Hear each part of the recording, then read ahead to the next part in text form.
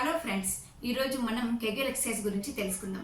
చాలా మందికి pelvic floor muscles week ఉండడం వలన దగ్గినప్పుడు తుమ్మినప్పుడు యూరిన్ లీక్ అవ్వడం చూస్తూ ఉంటాం. ఇది సర్వసాధారణంగా ఆడవాళ్ళలో ప్రెగ్నెన్సీ అంటే డెలివరీ తర్వాత చాలా మంది ఎదుర్కొనే సమస్య. ఇది మనం పెల్విక్ ఫ్లోర్ మజిల్స్ మనం ఎక్సర్సైజ్ చేసినట్టయితే ఇది కొంతవరకు మనం స్ట్రాంగ్ చేసుకునే అవకాశం ఉంది.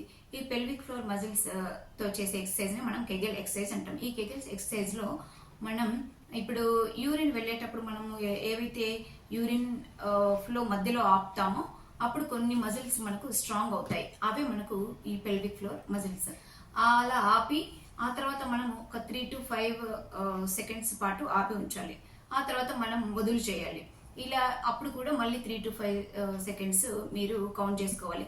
ఇలా చేసినట్టయితే లూజ్ చేయడం అండ్ టైట్ చేయడం, ఇలా మీరు ఒక డేలో మీరు 2 to 3 టైమ్స్ చేసుకోవచ్చు. ఆ తర్వాత అలవాటు అయ్యాక మీరు దాన్ని టైం పెంచుకుంటూ పోవచ్చు. అంటే 3 to 5 సెకండ్స్ నుంచి మీరు 10 సెకండ్స్ అలా టైం పెంచుకుంటూ అండ్ 2 to 3 టైమ్స్ నుంచి 4-5 టైమ్స్ అలా మీరు ఎప్పుడంటే అప్పుడు చేయొచ్చు.